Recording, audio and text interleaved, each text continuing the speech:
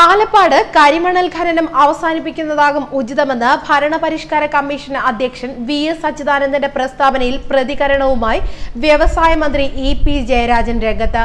VS. അങ്ങനെ പറഞ്ഞിട്ടില്ലെന്നും ഇത്തരം വിവാദങ്ങളിൽ ആ നല്ല മനുഷ്യനെ വലിച്ചിഴക്കരുതെന്നും ഇ.പി. ജയരാജൻ പ്രതികരിച്ചു. ഖനനം മൂലം ആലപ്പാടിന് സംഭവിച്ചതെന്തെന്ന് മനസ്സിലാക്കാൻ മാധ്യമങ്ങളിലൂടെ പുറത്തുവന്ന ഉപഗ്രഹ ചിത്രങ്ങളും നിയമസഭാ പരിസ്ഥിതി കമ്മിറ്റിയുടെ പഠനവും തന്നെ ധാരാളമാണ്. ധാതു സമ്പത്ത് വെറുതെ കളയരുതെന്ന ലാഭചിന്തയിലൂടെയല്ല അപകടകരമായ ഒരു പാരിസ്ഥിതിക പ്രതിസന്ധിയെ നോക്കിക്കാണേണ്ടത്.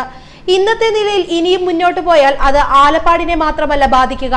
കടലും കായലും ഒന്നായി അപ്പർ കുട്ടനാട് വരെയുള്ള കാർഷിക ജനവാസ മേഖല പോലും ഇല്ലാതാകുന്ന സ്ഥിതിയുണ്ടെന്നാണ് റിപ്പോർട്ടുകൾ. ഒരു വർഷം മുമ്പ് വന്ന നിയമസഭാ പരിസ്ഥിതി കമ്മിറ്റിയുടെ റിപ്പോർട്ട് തീർച്ചയായും ഗൗരവത്തിലെടുക്കേണ്ടതാണ്.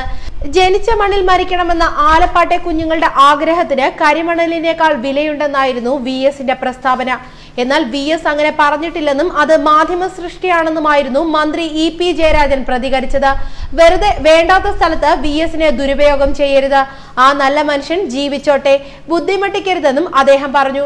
എന്നാൽ വി.എസിന്റെ പ്രസ്താവന മാധ്യമപ്രവർത്തകർ ചൂണ്ടിക്കാണിച്ചപ്പോൾ അങ്ങനെ അദ്ദേഹം പറയില്ലെന്നും അങ്ങനെ വാർത്തയുണ്ടാക്കണമെങ്കിൽ ആയിക്കൊള്ളാനുമായിരുന്നു മന്ത്രിയുടെ പ്രതികരണം. അതേസമയം ആലപ്പാട്ടെ സമരക്കാർക്ക് ചർച്ചയുടെ നോട്ടീസ് നൽകിയിട്ടുണ്ട്. സമരക്കാരുടെ ആശങ്കകൾ പരിഹരിച്ച് ജനങ്ങളുടെ സുരക്ഷ കണക്കിലെടുത്ത് തുടർ നടപടികൾ സ്വീകരിക്കുമെന്നും അദ്ദേഹം കൂട്ടിച്ചേർത്തു. ഖനനം നിർത്തണമെന്ന് സമരക്കാർ ആവശ്യപ്പെട്ടിട്ടില്ലെന്നും അവർക്ക് ചില ബുദ്ധിമുട്ടുകൾ ഉണ്ടെന്നും ജനങ്ങളുടെ സുരക്ഷിതത്വം ഉറപ്പാക്കി ഖനനം തുടരുമെന്നും മന്ത്രി പറഞ്ഞു. കരിമണൽ ഖനനത്തിനെതിരെ പ്രതിഷേധിക്കുന്ന ആലപ്പാട്ടെ ജനകീയ സമരസമിതിയുമായി സർക്കാർ ഇന്ന് ചർച്ച നടത്തും. വൈകിട്ട് 5-ന് വ്യവസായ മന്ത്രിയാണ് ചർച്ച നടത്തുക. സീ വാഷിംഗ് നിർത്തിവെക്കാൻ സർക്കാർ തീരുമാനിച്ചെങ്കിലും ഖനനം പൂർണ്ണമായും നിർത്തണമെന്നാണ് സമരസമിതിയുടെ ആവശ്യം. സമരത്തിന് കൂടുതൽ പിന്തുണ കിട്ടുന്നത് തിരിച്ചറിഞ്ഞതുകൊണ്ടാണ് സർക്കാർ ചർച്ചയ്ക്ക് മുൻകൈയെടുത്തത്. ഖനനത്തിന്റെ ആഘാതം പഠിക്കാൻ വിദഗ്ധ സമിതിയെ വെക്കാനും ഇടക്കാല റിപ്പോർട്ട് വരും വരെ സീ വാഷിംഗ് നിർത്തിവെക്കാനും മുഖ്യമന്ത്രി വിളിച്ച ഉന്നതതല യോഗത്തിൽ തീരുമാനിച്ചു.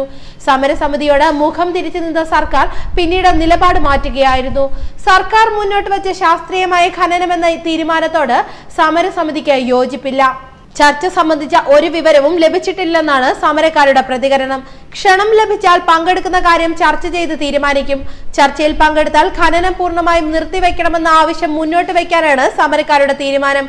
അതേസമയം ആലപ്പാട് നടക്കുന്ന കരിമണൽ ഖനനത്തിൽ ദേശീയ ഹരിത ട്രൈബ്യൂണൽ റിപ്പോർട്ട് തേടി.